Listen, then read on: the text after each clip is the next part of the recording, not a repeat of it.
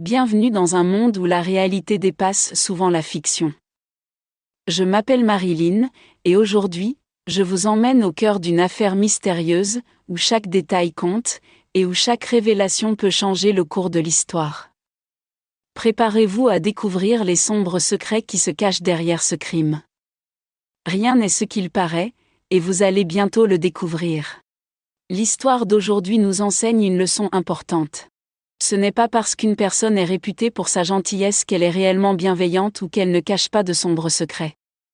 Nous croisons des centaines de personnes au quotidien, un collègue aimable, un voisin serviable, ou peut-être un parent attentionné.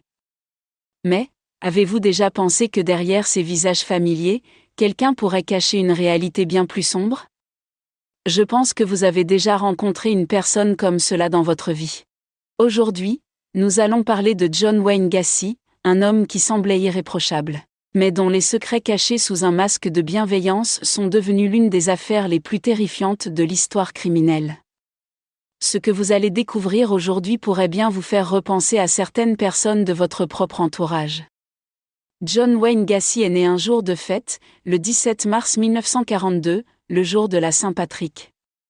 Mais contrairement à la joie qui entoure cette date, la vie de Gacy a pris une tournure sombre dès son enfance. Fils de John Stanley Gacy et Marion Helen Robinson, il est né avec une malformation cardiaque qui l'empêchait de jouer comme les autres enfants, le tenant souvent à l'écart des activités sportives et le rendant vulnérable aux moqueries, à cause de son surpoids. Malgré sa proximité avec sa mère et ses sœurs, la vie à la maison était loin d'être heureuse. Son père, un alcoolique notoire, était violent, et laissait souvent éclater sa colère sur sa famille. Parmi les 3 enfants, c'est John qui semblait attirer le plus de rage. Grandissant dans un climat de peur et de maltraitance, Gacy s'est forgé une personnalité complexe, cachant ses souffrances derrière une façade d'homme aimable, mais ce qu'il allait devenir, personne ne pouvait l'imaginer. Derrière les portes de la maison familiale, John Wayne Gacy vivait un enfer que personne ne soupçonnait. Ce n'était pas seulement une mauvaise situation, c'était un cauchemar quotidien. Son père, en plus de le rabaisser avec des insultes cruelles, recourait souvent à la violence physique. L'un des souvenirs les plus marquants de John est celui où, pour avoir simplement touché des pièces de moteur sans permission, il a été battu avec la ceinture en cuir de son père, déchaîné par une rage incontrôlable. Chaque fois que sa mère essayait de le défendre, cela empirait les choses. Son père l'humiliait publiquement, le traitant de « mauviette » et de « fils à maman », creusant de plus en plus sa souffrance. Mais ce n'était que le début. À seulement 5 ans, John a été exposé à des comportements inappropriés, marqués par une agression sexuelle venant d'une fille plus âgée. Ces événements ont laissé des cicatrices profondes, façonnant lentement un homme qui, des années plus tard, allait devenir l'un des tueurs en série les plus effrayants de l'histoire. En 1949, John Wayne Gacy, à seulement 6 ou 7 ans, fut impliqué dans un incident qui allait changer le cours de sa relation avec son père. Lui et un autre garçon furent surpris en train de toucher une jeune fille de manière inappropriée. Quand son père apprit cela, il réagit avec une violence extrême, battant John sans pitié. Cet événement laissa John terrifié par son père et brisa complètement leur communication. Puis, à l'âge de 8 ans, un autre traumatisme le frappa, il fut agressé sexuellement par un ami de la famille. John, effrayé à l'idée que son père puisse le blâmer pour cela, choisit de garder le silence. Malgré une enfance marquée par la violence et les abus, John chercha à gagner l'acceptation des autres. À 18 ans, il s'impliqua activement dans la communauté et devint assistant capitaine de bureau pour un candidat du Parti démocrate. Son dévouement lui permit de grimper rapidement les échelons pour devenir capitaine de bureau, participant à l'inscription des électeurs et à la distribution des bulletins de vote, tout en restant très impliqué dans la sensibilisation de la communauté. John Wayne était quelqu'un en qui la communauté avait confiance. Il s'investissait activement, mais cela n'impressionnait guère son père, qui le qualifiait souvent de « mauviette ». Cette tension familiale persistante poussa John à abandonner l'école durant sa dernière année de lycée et à quitter sa ville pour déménager à Las Vegas, à la recherche d'un nouveau départ.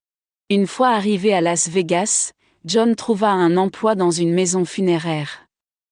Cependant, n'ayant nulle part où loger, le propriétaire lui proposa de vivre sur place. On lui installa un lit de camp derrière la salle d'embaumement. Mais ce qui se passait la nuit était bien plus étrange et troublant. John, seul dans l'obscurité, montait dans l'un des cercueils et se blottissait contre les corps qui s'y trouvaient. Il y eut même une fois où il se glissa dans le cercueil d'un adolescent récemment décédé, cherchant un contact morbide et inquiétant. C'était peut-être le premier signe que quelque chose clochait profondément chez John Wayne Gacy.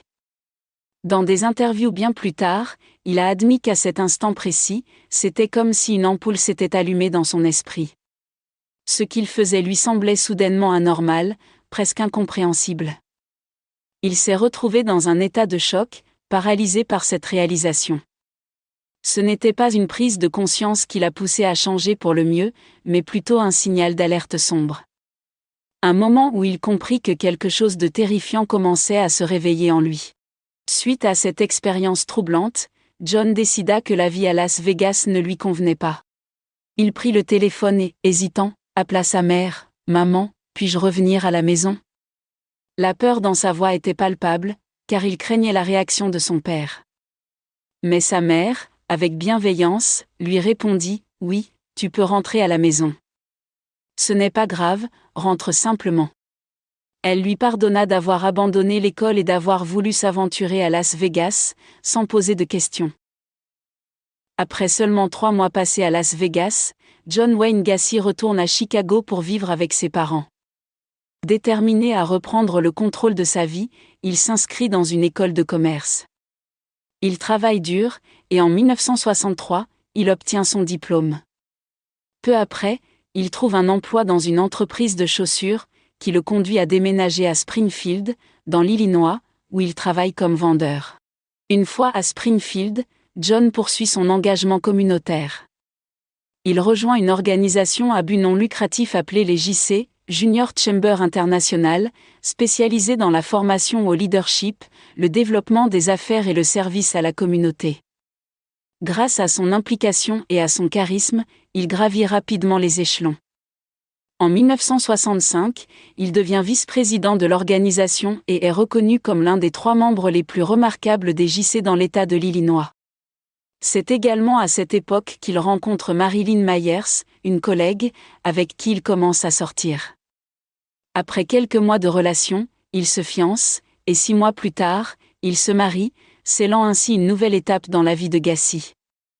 Cependant, pendant cette période, John Wayne Gacy n'était pas vraiment fidèle à Marilyn. Un soir, il lui avoue qu'il s'était fortement saoulé et qu'il avait eu une relation avec un autre membre des JC. Tentant de minimiser la gravité de la situation, il lui dit « Babe, elle ne m'a même pas touché. Elle m'a juste touché avec sa bouche. » Malgré cette tentative maladroite de justification, Marilyn décide de continuer à travailler sur leur relation, et ils finissent par se marier. Peu de temps après leur mariage, le beau-père de John, propriétaire de 3 restaurants KFC à Waterloo, approche son gendre avec une proposition. « Aimerais-tu être le gérant de mes 3 restaurants ? J'ai besoin d'un manager. » John, voyant là une opportunité en or, répond avec enthousiasme « Oui, c'est une excellente opportunité. » Avec cette nouvelle offre, Marilyn et John déménagent à Waterloo. John décrira plus tard cette période de sa vie comme étant parfaite, affirmant qu'il avait un mariage idéal. En février 1966, Marilyn donne naissance à leur fils, et en mars de l'année suivante, à leur fille. Pendant ce temps, John continue de s'investir dans son travail chez KFC, tout en grimpant les échelons au sein des JC. Rapidement, il devient vice-président de la branche des JC de Waterloo, renforçant encore davantage son image de membre respecté de la communauté. John Wayne Gacy était très apprécié des membres des JC, notamment parce qu'il apportait du Kentucky Fried Chicken à toutes les réunions. Cela renforçait son image d'homme généreux et dévoué à la communauté. Cependant, en 1966, un événement marquant changea la dynamique dans la vie personnelle de John. Lors d'une visite de ses parents, son père, John Sr., lui présenta des excuses pour toute la maltraitance physique et émotionnelle qu'il lui avait infligée durant son enfance.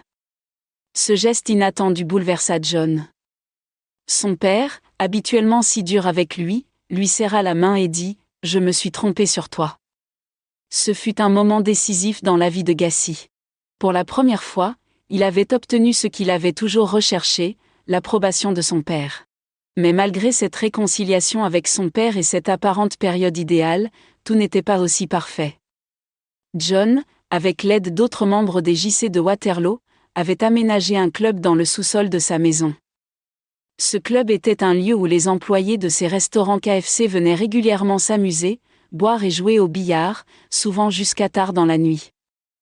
À première vue, cette ambiance donnait l'impression que John était un manager cool et attentionné, qui voulait simplement offrir un espace de détente à ses employés.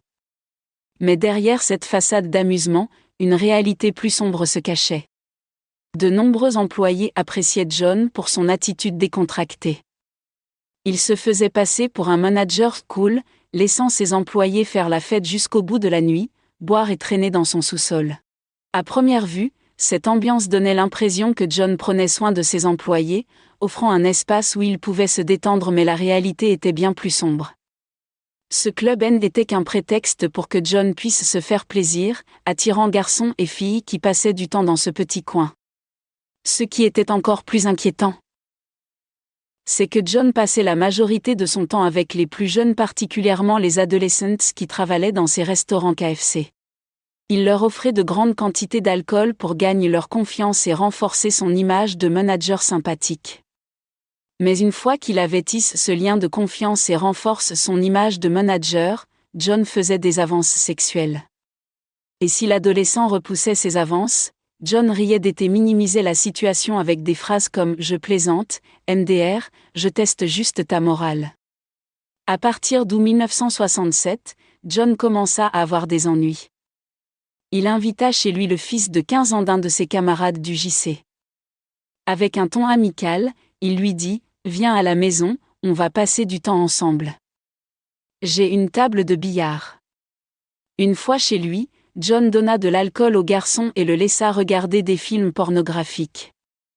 Mais l'atmosphère changea brusquement lorsque John prononça une phrase dérangeante. « Tu sais, il faut avoir des relations sexuelles avec un homme avant de pouvoir en avoir avec une femme.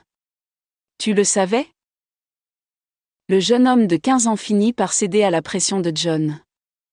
Malheureusement, Donald n'était pas la seule victime à cette époque. John avait déjà agressé plusieurs autres adolescents, utilisant des tactiques de manipulation pour les tromper. Il convainquait certains qu'ils devaient participer à ce qu'il appelait des expériences homosexuelles pour la recherche scientifique, leur promettant en échange un paiement de $50. Bien que plusieurs garçons aient été piégés, Donald fut le seul à avoir le courage de parler. Après cette terrible expérience, il rentra chez lui et confia tout à son père. La réaction fut immédiate, une colère noire. Son père, enragé par ce qu'il venait d'entendre, contacta sans délai la police.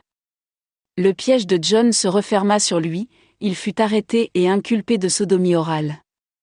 Ce moment marqua le début de la chute d'un homme qui avait longtemps dissimulé ses sombres actions derrière une façade respectable. John, désespéré de sauver sa réputation, nia catégoriquement les accusations, surtout parce que l'affaire devenait publique. Il devait préserver son image, alors il clama haut et fort son innocence. Pour se défendre, il affirma que le père de Donald agissait par vengeance, motivé par des raisons politiques. Convaincu de son pouvoir de persuasion, John alla même plus loin en exigeant de passer un test polygraphique. « Je vais prouver que je ne mens pas », déclara-t-il avec assurance. La police, prenant au mot cette demande téméraire, accepta. Le jour du test, John fut branché à la machine, les électrodes prêtes à capter la vérité. La première question fut posée, « Avez-vous eu des relations sexuelles avec ce garçon ?» Sans hésiter, John répondit, « Non, je ne l'ai pas fait. » Mais la machine, implacable, révéla ce qu'il tentait de dissimuler. Le détecteur de mensonges indiqua clairement qu'il mentait. John échoua au test. À cause de ses actes et des accusations portées contre lui, John fut inculpé de sodomie. Il était furieux. L'idée que Donald ait osé porter de telles accusations, même si elles étaient vraies, le rendait encore plus enragé. Persuadé que tout serait réglé si Donald ne témoignait pas, John élabora un plan. Le 30 août, il décida d'engager un de ses employés pour intimider Donald. Son but était clair, faire en sorte que Donald ait tellement peur qu'il refuse de témoigner, quitte à le menacer ou à le frapper. L'agresseur approcha effectivement Donald, mais celui-ci parvint heureusement à s'échapper. Au début, l'employé nia farouchement son implication. « Je n'ai rien fait », répétait-il. Cependant, sous pression, il finit par craquer et dénonça John. « En réalité, c'est John qui m'a payé pour le frapper. » John fut de nouveau arrêté et cette fois-ci, une accusation supplémentaire s'ajouta à la liste, tentative d'intimidation de témoins. Peu de temps après, la justice ordonna une évaluation psychologique pour John. Les médecins le diagnostiquèrent avec un trouble de la personnalité antisociale, tout en concluant qu'il était néanmoins apte à être jugé. Les experts émirent également un avertissement au juge. Selon eux, John ne tirerait probablement aucun bénéfice d'une thérapie ou d'un traitement, et il y avait un fort risque qu'il récidive. Le procès de John Wayne Gacy débuta le 7 novembre 1968. John, se sentant acculé, plaida coupable de l'accusation de sodomie portée contre Donald. Cependant, dans une ultime tentative pour se disculper, il affirma que c'était Donald qui l'avait approché en premier, et non l'inverse. Cette version des faits n'a convaincu personne. Le 3 décembre, John fut reconnu coupable, et le verdict tomba, 10 ans de prison. Mais ce n'était pas tout. Comme si la situation ne pouvait pas empirer, elle le fit. Le même jour, sa femme Marilyn demanda le divorce, exigeant également la garde exclusive de leurs 2 enfants. Le juge accéda à sa demande. Dès cet instant, John ne revit plus jamais ni sa femme, ni ses enfants. On pourrait penser qu'être incarcéré, divorcé et perdre la garde de ses enfants marquerait le fond du gouffre pour John, mais ce n'était pas le cas pour lui. John trouva rapidement un moyen de tirer parti de sa situation derrière les barreaux. Il prouvait une fois de plus qu'il était un homme plein de détermination, d'ambition, et doté d'un charisme indéniable. En prison, il ne fallut pas longtemps pour que John se fasse remarquer. Il obtint rapidement le poste de chef cuisinier, gagnant ainsi la confiance des détenus et du personnel. Et ce n'est pas tout. John réussit à négocier une augmentation du salaire quotidien des prisonniers travaillant à la cantine, devenant ainsi un véritable porte-parole des détenus. Il ne s'arrêta pas là, il améliora également les conditions de vie en prison, allant même jusqu'à faire installer un mini-golf dans la cour de récréation. John avait un talent indéniable pour convaincre les gens, même dans un environnement aussi restrictif que celui de la prison. Après seulement 18 mois derrière les barreaux, il obtint sa libération conditionnelle, assortie d'une simple année de probation. Tout cela, grâce à son bon comportement. John jura alors qu'il était un homme changé, un homme nouveau. À sa sortie, il retourna à Chicago et trouva un emploi de cuisinier dans un restaurant. Mais comme on le sait, les tigres ne changent pas de rayures. Moins d'1 an après, John retomba dans ses anciennes habitudes. Encore une fois, moins d'1 an plus tard, John fut accusé d'agression sexuelle sur un adolescent, et cela à 2 reprises. Malheureusement, dans les 2 cas, les charges furent abandonnées, permettant à John de retrouver sa liberté. Conscient qu'il devait stabiliser sa situation, John se rendit compte qu'il avait besoin d'un logement. Il demanda donc à sa mère de l'aider à acheter une maison dans le comté de Cook, à Chicago. Ils emménagèrent ensemble en tant que colocataires. Toujours motivé, John lança une petite entreprise de construction à temps partiel. Il travaillait sur des contrats de construction le soir, tout en continuant à exercer son métier de cuisinier pendant la journée. Peu à peu, son entreprise prospéra. Elle s'étendit pour inclure la rénovation intérieure et le design. Grâce à cela, John put quitter son emploi de cuisinier pour se consacrer à plein temps à son entreprise. Il se révéla être un designer d'intérieur assez talentueux, attirant de plus en plus de clients. John s'intégra aussi activement dans sa nouvelle communauté. Il aidait volontiers ses voisins, leur prêtant des outils pour leurs projets de bricolage. Il allait même jusqu'à proposer de déneiger gratuitement les allées de ses voisins, se construisant une image d'homme serviable et apprécié de tous. Pendant l'été, John était connu pour organiser les barbecues les plus mémorables du quartier. Parfois, ces événements attiraient jusqu'à 400 invités, transformant un simple barbecue en véritable fête de quartier. Ce n'était pas juste une petite réunion entre voisins, c'était un véritable événement, où tout le monde se pressait pour être présent. La réputation de John en tant qu'hôte talentueux grandissait rapidement, et ses fêtes étaient toujours considérées comme incroyables et inoubliables. John s'était également impliqué dans un autre club, le Jolly Joker Clown Club, où les membres se déguisaient en clown pour apporter joie et bonheur aux gens lors de différents événements. Passionné par cette activité, John créa 2 personnages distincts, Pogo le clown et Patch le clown. Pogo, selon John, était le plus amusant et jovial des deux, toujours prêt à faire rire les enfants et les adultes. Patch, en revanche, était un clown plus sérieux, avec une touche de gravité. Le choix de son personnage dépendait souvent de l'humeur de John et de la manière dont il voulait se présenter ce jour-là. La vie de John semblait vraiment prendre un nouveau tournant.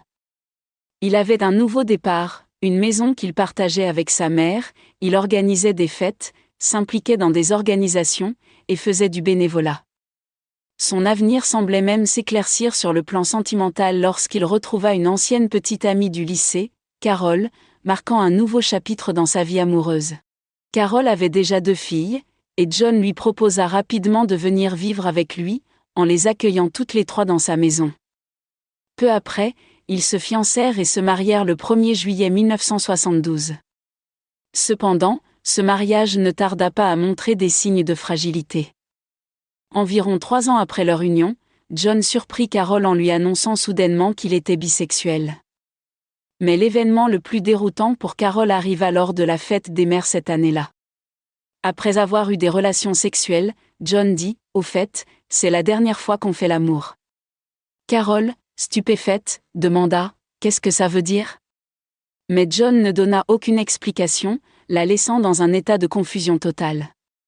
Elle espérait que ce n'était qu'une phase, une parole lancée sous le coup de l'humeur. Mais au fond d'elle, un sentiment de malaise s'était installé. Après la révélation de John, Carol remarqua rapidement la détérioration de leur relation. John rentrait de plus en plus tard, souvent à des heures improbables. Un jour, pendant son absence et sentant un malaise grandissant, Carol décida de fouiller dans ses affaires, espérant y trouver des réponses. Ce qu'elle découvrit la glaça, une collection de films pornographiques gays et plusieurs portefeuilles appartenant à différents hommes. John passait souvent ses soirées entouré d'un groupe de jeunes, traînant avec eux jusque tard dans la nuit. Ne pouvant plus ignorer son comportement, Carol finit par le confronter. « Que se passe-t-il ? Que signifient toutes ces choses ? » demanda-t-elle. Sa question ne fit qu'attiser la colère de John. « Tu ferais mieux de te taire, » répondit-il froidement. « Ce que je fais ne te regarde pas. » Cette confrontation marqua le début d'une véritable fracture dans leur relation. La tension entre eux ne cessa de croître pendant près de 5 mois, chaque confrontation les éloignant un peu plus. Finalement, la situation atteignit un point de non-retour lors d'une violente dispute concernant la gestion des comptes. Pour Carol, c'en était trop. Elle demanda le divorce, mettant ainsi un terme à une relation déjà bien trop abîmée. John n'hésitait jamais à tester les limites avec ses jeunes employés, cherchant à voir s'ils étaient ouverts à des relations ou des faveurs sexuelles en échange d'argent. Il utilisait des promesses alléchantes pour les appâter, leur proposant parfois d'emprunter sa voiture ou disant des choses comme « Et, si tu couches avec moi, je te donnerai un bonus. » Mais lorsque ces jeunes hommes refusaient ses avances, John ne reculait devant rien. Il avait même la réputation de les menacer de mort, déclarant froidement qu'il possédait une arme. Cependant, l'incident le plus marquant survint en 1976, lorsqu'il croisa la route d'un jeune homme de 18 ans nommé David. John rencontra David alors que celui-ci faisait du stop. Il s'arrêta pour le prendre en voiture, et au fil de la conversation, il découvrit que David n'avait ni travail ni endroit où vivre. Pour John, cela représentait l'occasion parfaite. « J'ai une chambre libre chez moi et je possède une entreprise de construction », lui proposa-t-il. John offrit à David non seulement un emploi dans son entreprise de construction, mais également un toit. Sans hésiter, David accepta l'offre. Malheureusement, John ne put se contenir bien longtemps. Ce même soir, il apprit que David fêtait son 19e anniversaire. Avec enthousiasme, John s'exclama « Eh, célébrons ça !» Ils commencèrent à boire et à faire la fête. Tout semblait se dérouler dans une ambiance légère jusqu'à ce que John, avec un sourire malicieux, déclare « Tout le monde aime un clown d'anniversaire ». Pour rendre la soirée plus festive, John décida de revêtir son costume de Pogo le clown. La fête prit alors une tournure étrange. À un moment donné, John réussit à convaincre David de mettre une paire de menottes, en prétextant vouloir lui montrer un tour de magie. « Laisse-moi te montrer un tour, dit-il, avec un air amusé. David, confiant, lui obéit en mettant ses mains devant lui, et John l'enferma aussitôt dans les menottes. À cet instant précis, l'ambiance changea radicalement. Saisissant la chaîne des menottes, John fit tourner David autour de lui, sans détour, lui déclara « Je vais te violer ». Pris de panique, David s'exclama « Putain, non, tu ne le feras pas ». Dans un élan de défense désespéré, David frappa John au visage d'un coup de pied, parvint à se libérer et tenta de reprendre le contrôle. John, maître dans l'art de la persuasion, réussit à retourner la situation. Il expliqua que tout ceci n'était qu'une blague qui avait mal tourné. De manière incroyable, parvint à calmer David, le convainquant que tout allait bien et qu'il n'avait pas besoin de partir. Ainsi, David continua de vivre avec John pendant un certain temps. Mais il ne fallut pas longtemps avant que John ne tente à nouveau de le violer, cette fois avec un comportement bien plus menaçant. David prit enfin la décision de partir. Même s'il continua à travailler pour John de temps en temps au cours des 2 années suivantes, il fit tout son possible pour garder ses distances. À cette époque, John franchit une nouvelle étape. Il n'était plus satisfait de simplement agresser ces jeunes hommes. Il était prêt à passer à la vitesse supérieure, à faire bien plus qu'agresser. John commença à se délecter d'actes de violence plus cruels, utilisant ses jeunes victimes pour les violer et les torturer de manière sadique. Il introduisit un tour sinistre qu'il appelait le « tour de la corde ». Ce tour consistait à passer une corde autour du cou de ses victimes, prétendant au départ que c'était un simple jeu, avant de les étrangler lentement jusqu'à la mort. Mais ce n'était pas un tour. C'était un meurtre. Au fur et à mesure qu'il exécutait ce tour sur différentes victimes, John devenait de plus en plus agressif. Pour certains, John les étranglait simplement avec la corde. Pour d'autres victimes, il enfonçait des sous-vêtements profondément dans leur gorge, ce qui entraînait leur mort par asphyxie avant même que le tour de la corde ne soit utilisé. C'était une escalade terrible. On passait de l'abus sexuel et du viol de jeunes garçons à un meurtre à part entière. John semblait vraiment y prendre plaisir. Une fois que ses victimes étaient mortes, il cachait souvent les corps sous son lit pendant une journée entière avant de les déplacer. Il les mettait ensuite dans le vide sanitaire sous sa maison. Pour certaines dépouilles, il utilisait de la chaux vive de temps en temps pour accélérer le processus de décomposition. Pour d'autres victimes, il tentait même de les embaumer.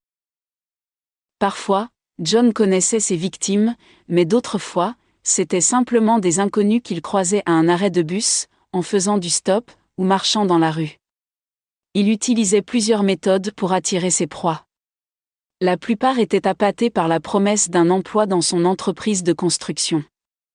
Ce qui est vraiment terrifiant, c'est qu'à un moment donné, John a réussi à se procurer un insigne de police. Il avait aussi une petite lumière de sirène qu'il installait sur sa voiture pour tromper ses victimes, leur faisant croire qu'il était un agent de police. La première victime connue de John a été un garçon de 16 ans nommé Timothy. Le 2 janvier 1972, John était à une fête de famille, et alors qu'il traînait avec les gens, il a annoncé à sa famille qu'il allait partir faire un tour. Il voulait voir des sculptures de glace qui venaient d'être installées en ville, une exposition qui n'était organisée qu'une fois par an. En conduisant, il aperçoit le jeune Timothy au terminal de bus de Chicago, tard dans la nuit. Il s'approche et lui dit « Eh, gamin, il est vraiment tard. J'ai une maison. Tu peux passer la nuit chez moi. Je te ramènerai demain matin. » John poursuivit « Tu ne devrais pas traîner ici, c'est dangereux. Timothy, visiblement convaincu, répondit « Ça a l'air génial ». Il monta alors dans la voiture de John. Les détails de cette histoire restent flous, mais voici ce que John a raconté, et on peut tous convenir qu'il n'est probablement pas une source très fiable. Selon ses dires, le garçon passa la nuit chez lui. Le lendemain matin, John se réveilla dans son lit et vit Timothy debout dans l'embrasure de la porte de sa chambre, un couteau de cuisine à la main. John raconte qu'il réagit rapidement. Il se lève d'un bond, tandis que Timothy, apparemment silencieux, semblait prêt à se rendre. Dans le processus, il aurait accidentellement coupé le bras de John, ce qui déclencha une rage incontrôlable chez lui. Selon son récit, John saisit le poignet de Timothy et le tordit pour lui faire lâcher le couteau, avant de frapper sa tête contre le mur et de le pousser dans le placard. Mais le jeune Timothy ne se laissa pas faire. Il riposta en donnant un coup de pied à John dans le ventre, et les deux commencèrent à se battre au sol. Finalement, John prit le dessus et commença à poignarder Timothy dans la poitrine. Après l'altercation, John laissa Timothy gisant sur le sol, puis se dirigea vers la cuisine pour ranger le couteau. C'est là qu'il remarqua une boîte d'œufs ouverte et du bacon sur le comptoir. La table de la cuisine était mise, et John pensa « Oh, je crois que Timothy venait juste me demander comment j'aime mes œufs cuits. » Dans des interviews ultérieures, John affirma qu'il avait ressenti un orgasme intense lors de cette expérience, le laissant profondément satisfait par ce qui venait de se passer. C'est à ce moment-là qu'il réalisa que la mort était pour lui le véritable frisson. Avec un sourire satisfait, il se dit « J'ai vraiment faim maintenant » et commença à déguster le repas que le pauvre Timothy avait préparé. Une fois son repas terminé, John plaça le corps de Timothy dans le vide sanitaire sous sa maison, revenant plus tard pour recouvrir l'endroit d'une couche supplémentaire de béton. Après avoir tué Timothy, il sembla satisfait pendant un certain temps, attendant près de 2 ans avant de commettre un nouveau meurtre. Au fil du temps, John devint de plus en plus imprudent, attirant finalement l'attention des forces de l'ordre. En janvier 1976, la police de Chicago commença à le suspecter d'être impliqué dans la disparition d'un garçon de 9 ans. Cependant, un obstacle se présentait, John habitait près de l'aéroport O'Hare, ce qui le plaçait techniquement en dehors de leur juridiction.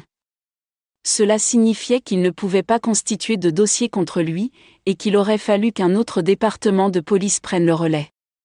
En mars 1977, un homme de 27 ans nommé Jeff fut attiré dans la voiture de John, où ce dernier l'assaillit en utilisant du chloroforme pour le maîtriser. Malheureusement, la police ne prit pas son affaire très au sérieux. Déterminé à obtenir justice, Jeff décida de consacrer sa vie à retrouver l'identité de l'homme qui l'avait attaqué, bien qu'il n'ait aucun souvenir de l'incident. Pendant un mois, Jeff parcourut la ville à la recherche de son agresseur. Un jour, il reconnaît la voiture de John et, la panique au ventre, il se dit « C'est lui ». Il note le numéro de la plaque d'immatriculation et se précipite à la police pour leur fournir l'information. « Ce type m'a chloroformé, m'a violé et m'a battu », leur explique-t-il. « Vous devez l'arrêter. » Jeff finit par déposer une plainte civile contre John, affirmant que ce dernier lui avait proposé de la marijuana, mais avait en réalité utilisé du chloroforme pour l'assommer. À son réveil, Jeff se retrouva menotté dans la maison de John, où ce dernier l'agressa sexuellement avant de le relâcher. Une fois de plus, John, bénéficiant d'une incroyable chance, fut seulement accusé de coups et blessures, un délit mineur. Cela signifiait qu'il n'aurait qu'à payer une amende de $3 000, et c'était tout. Mais ce n'était pas fini. Une autre victime apparut, un jeune homme de 19 ans, que John enleva sous la menace d'une arme, le forçant à des actes sexuels, allant même jusqu'à le violer. Lorsque John fut arrêté, il admit avoir eu des comportements sexuels avec ce jeune homme et reconnut auprès de la police que les actes étaient brutaux et intenses. Cependant, dans un retournement troublant, il prétendit que la victime avait consenti à tout, déclarant même que ce jeune homme était en réalité son esclave sexuel consentant. Étonnamment, pour des raisons troublantes, la police crut John, tout comme l'avocat adjoint du procureur. Ils prirent la décision de ne pas poursuivre l'affaire. Bien qu'il soit clairement psychopathe, John était perçu comme un homme normal, très actif dans sa communauté. Il fut même nommé directeur du défilé annuel de la Journée de la Constitution polonaise à Chicago. Grâce à ce poste, il eut l'opportunité de poser pour une photo avec la première dame, Rosalind Carter, le 6 mai 1978. Ce qui était inquiétant, c'est que cette image ne faisait que renforcer l'apparence respectable de John, créant une façade trompeuse pour le président. Mais lorsque les informations commencèrent à circuler sur ses agissements, la situation prit un tournant dramatique. Le vide sanitaire sous la maison de John était désormais complètement rempli. Il ne pouvait plus y entasser de corps. Il envisagea alors d'utiliser le grenier. Cependant, il réalisa rapidement que c'était une mauvaise idée, les corps commenceraient probablement à dégager une odeur nauséabonde en se décomposant, et cela finirait par s'infiltrer à travers le plafond, créant un véritable désastre. Finalement, John décida qu'il valait mieux ne plus utiliser sa maison comme un cimetière. Il commença alors à jeter les corps dans la rivière locale, une pratique qu'il mit en œuvre à 5 reprises. Le 11 décembre 1978, à 21h, un élève de 15 ans nommé Robert terminait son service à la pharmacie du coin. Sa mère était venue le chercher pour le ramener à la maison. Ils étaient tous deux impatients, car c'était l'anniversaire de sa mère, qui fêtait ses 46 ans. Ils avaient prévu de célébrer en famille.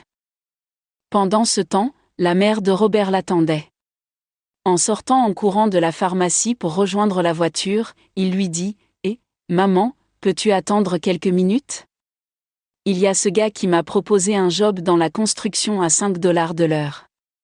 Ce serait génial de gagner cet argent, car c'est le double de ce que je fais actuellement. » Sa mère répondit avec encouragement « Bien sûr, vas-y, mon chéri, je t'attends ici. » Elle patienta dehors, attendant le retour de Robert. Mais le temps passa, et Robert ne revint pas. L'inquiétude commença à s'installer, mais où est-il ? En réalisant qu'elle ne le voyait nulle part, sa mère prit la décision de rentrer chez elle. Elle dit à son mari, « Robert était là 1 minute, et maintenant il a disparu. » Toute la famille, la mère, le père de Robert, ses 2 frères et sœurs, ainsi que leurs 2 chiens, monta dans la voiture familiale pour retourner à la pharmacie à la recherche de Robert. Ils cherchèrent pendant un certain temps, mais ne trouvèrent aucune piste. Rien. Il avait tout simplement disparu. Finalement, il se fit tard, il était 23h30. La mère de Robert prit la décision de se rendre à la police pour déposer une plainte pour disparition. Cette affaire toucha particulièrement un nouveau lieutenant de police qui était de service ce soir-là, car son fils fréquentait le même lycée que Robert. Il ressentit une forte empathie pour cette femme et son fils disparu, craignant que son propre enfant puisse connaître un sort similaire. Le lieutenant décida de prendre cette affaire en main. Le lieutenant, déterminé à trouver des réponses, refusa de considérer cette disparition comme un simple cas sans suite. Il était résolu à s'assurer que chaque piste soit examinée et chaque indice suivi. « Quand l'avez-vous vu pour la dernière fois ? Demanda-t-il, espérant obtenir des informations précieuses. C'est alors qu'il découvrit que John était l'un des entrepreneurs ayant récemment aidé à remodeler la pharmacie où travaillait Robert. Cette révélation souleva immédiatement des soupçons. Pourquoi un homme apparemment respectable comme Gacy serait-il impliqué dans la disparition d'un jeune garçon ? Le lieutenant ressentit une forte poussée à enquêter plus en profondeur, cherchant des connexions entre Gacy et la disparition de Robert. Avec une détermination renouvelée, il s'engagea à découvrir la vérité, conscient que chaque seconde comptait dans la recherche de l'adolescent disparu. Le lieutenant appela donc John et lui laissa un message pour lui demander de venir au poste pour un interrogatoire. « Je veux juste discuter », précisa-t-il. Puis, à 23h le 12 décembre, John rappela le lieutenant, demandant « Eh, est-ce que tu veux toujours parler avec moi ?»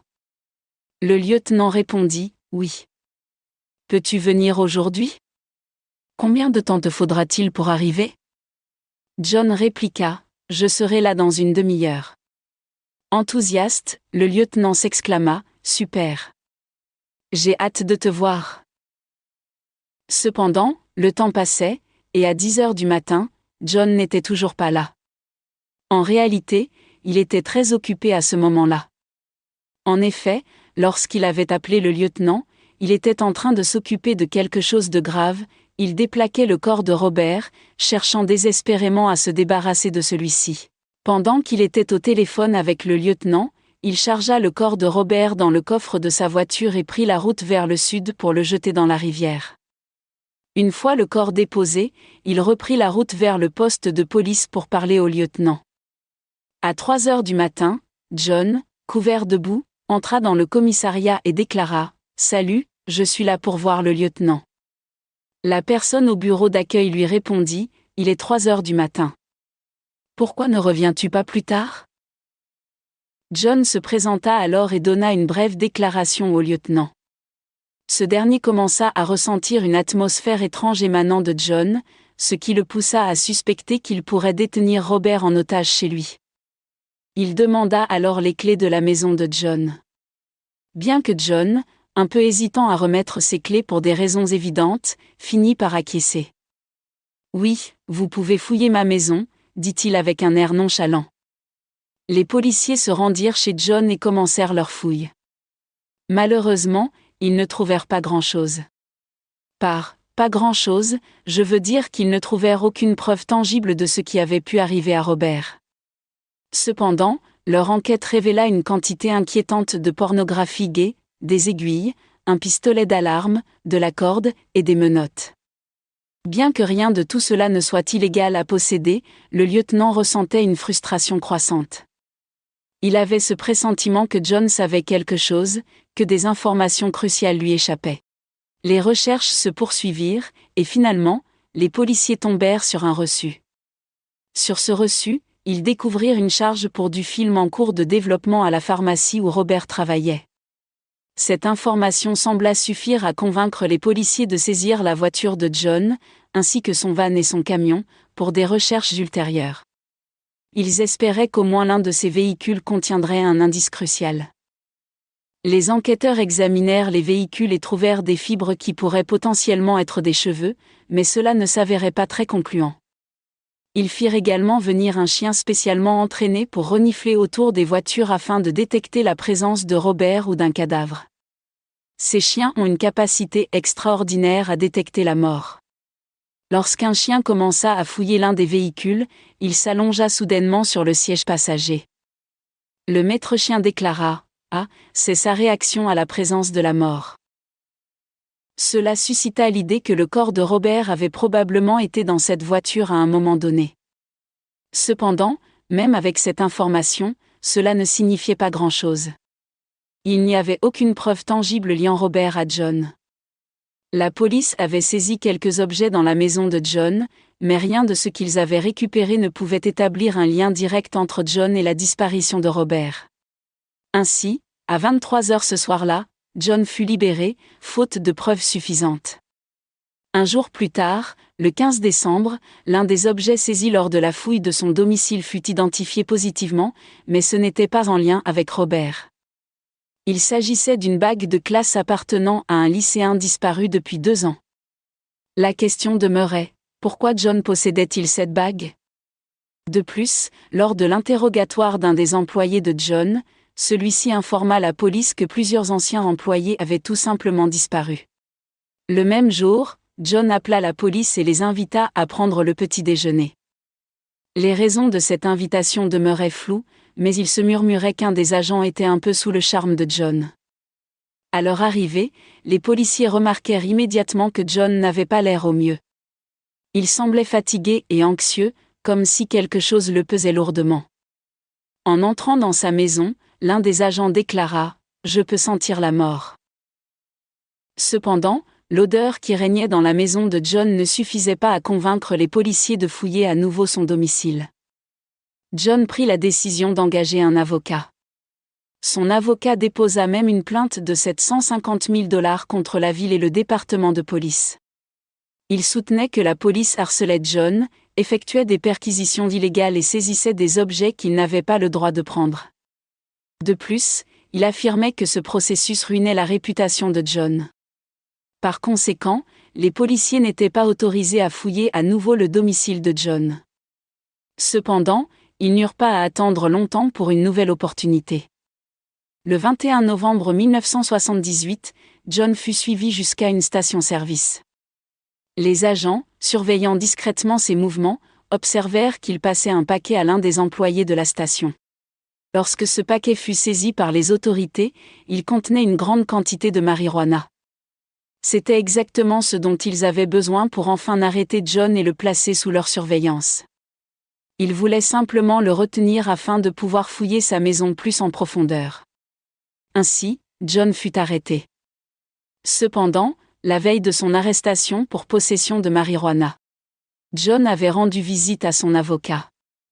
Ce dernier souhaitait discuter de la plainte civile de 750 000 $ qu'ils avaient déposée. En entrant dans le bureau de l'avocat, John s'attendait à un échange formel sur les aspects juridiques de leur situation. Au lieu de cela, alors qu'il parcourait la pièce, il aperçut le journal local sur le bureau de son avocat. En voyant le gros titre parlant de Robert, le garçon disparu, il ne put s'empêcher de lâcher, presque distraitement, « Il est mort. Il est dans une rivière. » Cette confession inattendue, prononcée avec une telle désinvolture, laissa l'avocat sous le choc. John passa des heures à dévoiler ses actes, confessant avoir tué 32 hommes après avoir eu des relations sexuelles avec eux. Pendant sa confession, il parlait à la troisième personne, comme s'il se dissociait de ses actions, insinuant qu'il avait d'un complice. Son avocat, inquiet, remarqua que John ne montrait littéralement aucune émotion envers ses victimes. Ses mots étaient chargés de détails sordides, mais délivrés avec une froideur déconcertante, rendant ses paroles difficiles à suivre. Au cours de sa confession, John fournit des détails macabres sur l'enterrement des corps sous sa maison et sur l'utilisation de la rivière pour s'en débarrasser. Il est rapporté qu'au milieu de son récit, John s'endormit, révélant une indifférence troublante face à la gravité de ses crimes. Son avocat, sous le choc total, commença à craindre que leur défense ne soit vouée à l'échec. Pendant que John faisait sa petite sieste, l'avocat pensa « Nous allons demander une évaluation psychiatrique. » Il réveilla John en lui disant « Et, nous allons faire une évaluation psychiatrique. » Cependant, John balaya cela d'un revers de main, affirmant qu'il avait des choses à faire. Se levant, il quitta le bureau et se dirigea vers la station-service, où il fut à nouveau arrêté. John se retrouva alors en garde à vue. Pendant ce temps, la police obtint un nouveau mandat pour fouiller son domicile. Ils interrogèrent également l'un des employés de John, qui révéla qu'il avait été demandé à un moment donné de creuser dans le vide sanitaire de la maison. Il y a de nombreuses spéculations selon lesquelles 2 employés de John auraient été impliqués dans les meurtres, agissant comme complices. Ce sujet suscite un débat important. Beaucoup pensent que c'est faux, mais quoi qu'il en soit, la police avait désormais les informations nécessaires, sachant que les corps devaient se trouver dans les vides sanitaires. Pendant que la police fouillait la maison de John, ce dernier était interrogé au poste, où les enquêteurs tentaient de le pousser à avouer. Les policiers menacèrent de détruire le plancher de sa maison, affirmant qu'ils feraient tout pour retrouver le corps de Robert. John rétorqua « Je vous dis que Robert n'est pas là, mais vous pourriez trouver d'autres personnes enterrées dans le sol. » Il ajouta qu'il y avait un autre homme enterré là, qu'il avait été contraint de tuer en légitime défense. Les policiers, interloqués, s'exclamèrent « Oh mon Dieu, quoi ?» John retourna alors à la maison avec les policiers et utilisa une bombe de peinture pour marquer au sol les endroits où les corps étaient enterrés, indiquant plusieurs zones aux enquêteurs. Lorsqu'ils fouillèrent le vide sanitaire sous la maison de John, ils découvrirent une trappe. En l'ouvrant, ils mirent au jour de nombreux membres humains, éparpillés un peu partout.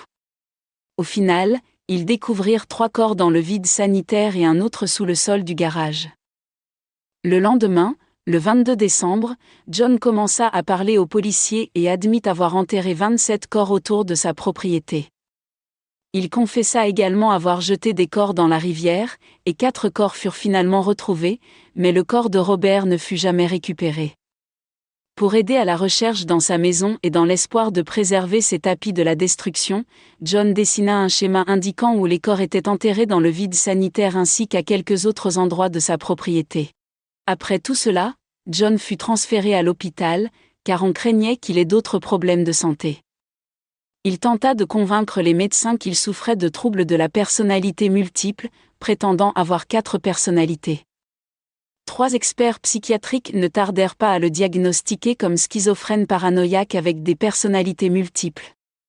Cependant, l'accusation était convaincue que John était sain d'esprit et avait le contrôle total de ses actions, et qu'il devait être jugé en tant que tel.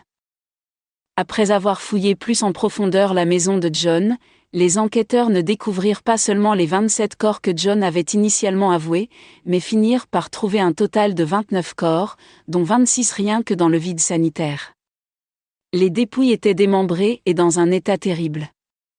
Les enquêteurs durent même se rendre au McDonald's local pour demander à emprunter un panier à frites afin de tamiser le sol dans l'espoir de rassembler toutes les parties des corps retrouvés. Au moment où ils eurent terminé, John faisait face à 33 chefs d'accusation de meurtre. Il fut arrêté, et le procès se tint le 6 février 1980. John devait répondre de 33 chefs d'accusation de meurtre, ce qui faisait de lui le meurtrier ayant techniquement été condamné pour plus de meurtres que quiconque dans l'histoire américaine. Comme John avait l'avoué, l'objectif principal du procès était de déterminer s'il était sain d'esprit ou non, plutôt que de se prononcer sur sa culpabilité ou son innocence. Après avoir subi plus de 300 heures de tests psychologiques variés, il fut déclaré apte à comparaître, malgré sa tentative de plaider non coupable pour cause de maladie mentale. Le procès lui-même dura environ 5 semaines. L'intérêt du public était immense, et il fallut moins de 2 heures au jury pour le déclarer coupable de 33 meurtres. John fut condamné à 12 peines de mort et 21 peines de réclusion à perpétuité. Les parents et les proches des victimes de John commencèrent même à applaudir en apprenant qu'il allait être exécuté. John fut donc condamné à mort le 13 mars 1980. Cependant, la peine de mort ne se concrétisa pas immédiatement, et il passa 14 ans dans le couloir de la mort. Pendant ce temps, John tenta de faire appel de sa condamnation. Au cours de ces années, il accorda de nombreuses interviews, diffusant des informations absurdes pour prouver son innocence, prétendant qu'il n'avait rien fait. Il avait même mis en place un numéro de téléphone où les gens pouvaient payer pour écouter un enregistrement de 12 minutes dans lequel il clamait son innocence, affirmant avoir un alibi pour chaque meurtre et avoir été condamné à tort. En prison, il peignait, écrivait des lettres et essayait de prouver à tout le monde qu'il était innocent. Rien de tout cela ne fonctionna. Cependant, il avait de nombreux admirateurs. Puis, le jour de son exécution arriva. Devinez ce qu'il choisit comme dernier repas ? Il commanda du KFC. Peu après minuit, le 11 mai 1994, John, alors âgé de 52 ans, reçut une injection létale composée de 3 drogues. À 12h58, John Wayne Gacy était enfin mort. En conclusion, l'histoire de Gacy est non seulement celle d'un tueur, mais aussi un rappel des failles dans le système de justice et d'une société qui a parfois ignoré les signaux d'alarme. N'oublions jamais les victimes, car leur mémoire doit rester au centre de ce que nous apprenons de ces tragédies. Merci d'avoir écouté cet épisode. Si vous avez des pensées ou des réflexions sur cette affaire, n'hésitez pas à laisser vos commentaires. J'aimerais savoir ce que vous en pensez.